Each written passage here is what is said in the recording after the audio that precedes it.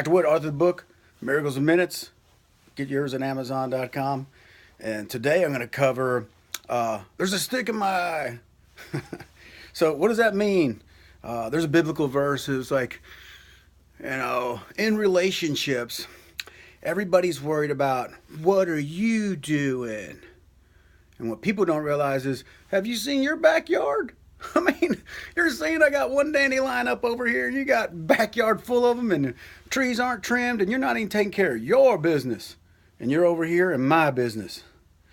He said, if you go and deal with your dandelions and clean up your backyard, you might be a little bit wiser when you come over here and try to help me in my yard. You hadn't even cleaned up your own life yet. So what does it mean? It's like, do you love yourself? Are you taking care of yourself? You want to be in a relationship with somebody else? How you doing in here? How's your relationship with you?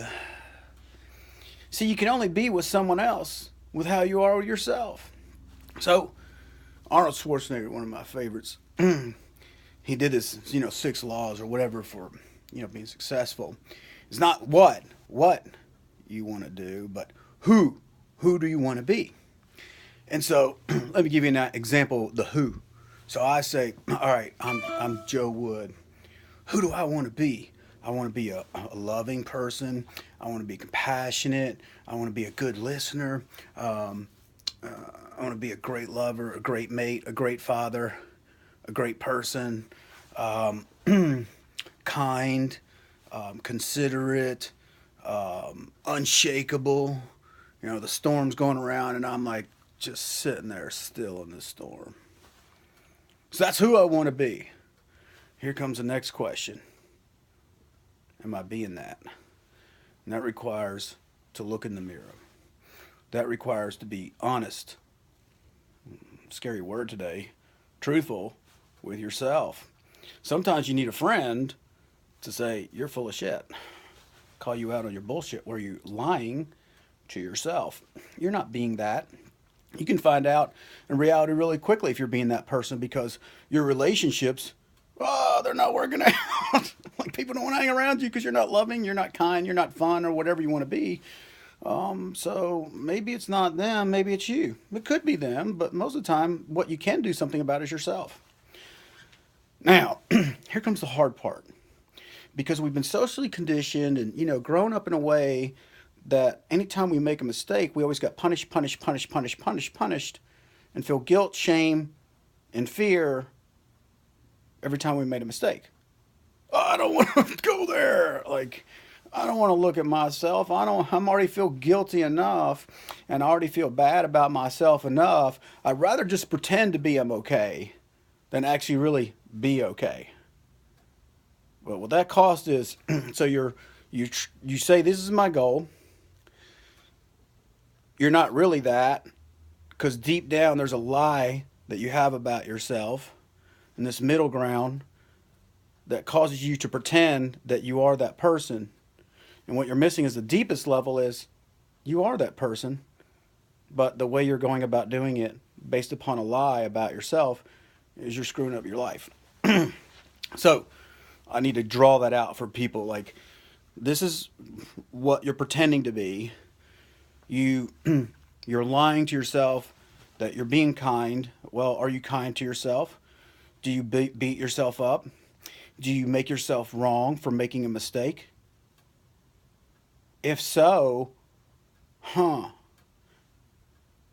you're not being kind to yourself. So if you're not kind to yourself, can you be kind to others? No. You can pretend to be kind to others, but you're not truly kind to others. So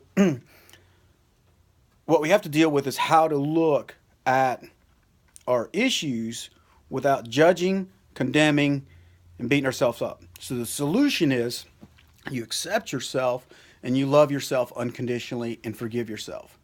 I would go to accepting yourself first, because if you can't accept yourself, then you can't accept the way to correct the problem. You can't accept the answer. You can't accept the truth.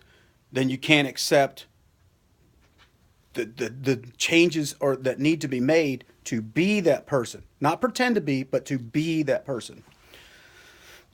So you forgive yourself. You laugh at your own humanity. Oh man, I can't believe it. I messed up again. I missed the mark, man. I was trying to be loving and it didn't work out. Okay, why was I not loving? Okay, so you have to define loving. So love is patient, love is kind, and one of my things I'm working on is well, sometimes I'm impatient. So what am I not being? I'm not being accepting. Um, I'm not being understanding with myself. So how can I not? If I can't do that for myself, then I can't do that for others. See, the mistake you're making on the outside is the mistake that you're actually making on the inside. Is when you don't unconditionally love yourself, you don't unconditionally accept yourself, you don't unconditionally forgive yourself, and laugh it off.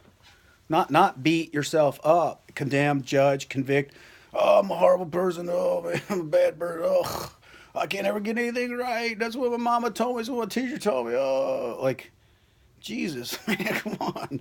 Cut yourself a break. Just accept the fact that you're human. It's okay. You're perfectly imperfect. See, when you try to be perfect, perfectionism will screw this all up. Because what happens with perfectionism is you won't try things and you won't look at things because you have to look at it and go, I'm not perfect and I'm pretending to be perfect and I'm pretending to never make a mistake and this perfect kid so I get a gold star on my chart so my mama or daddy or teacher will love me. Well, that's unrealistic. And the cost of that is you screw up your whole life and you never really live because you won't try anything and you're not willing to try new things and look awkward and be vulnerable and make mistakes while in the process of becoming that person. So I forgive myself. I laugh at it, and hey, I screwed up. I tried something new. It didn't work out. Okay, rather than beat myself up, I accept I made a mistake. It's okay. I recognize I'm human. All right. What's missing, or what is it I need to work on? Because I said I wanted to be this loving person or this great dad, and it didn't work out that way. And how I define great dad, you need to write that down on paper. What's that look like? What's that sound like? How does that person act? So you know what you're talking about to yourself, mental clarity. And then, start forgiving yourself and working on it. And that's how you start to clean up the relationship with you. And when you get better with you, you get really good with others. What usually happens with bad relationships is you're not really good with yourself. And you're not being kind to yourself. You're not forgiving yourself. And you're not unconditionally loving yourself.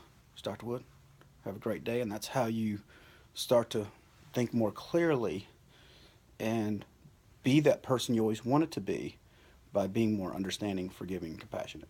And that will help you become a great problem solver in the world because you start to solve your own problems.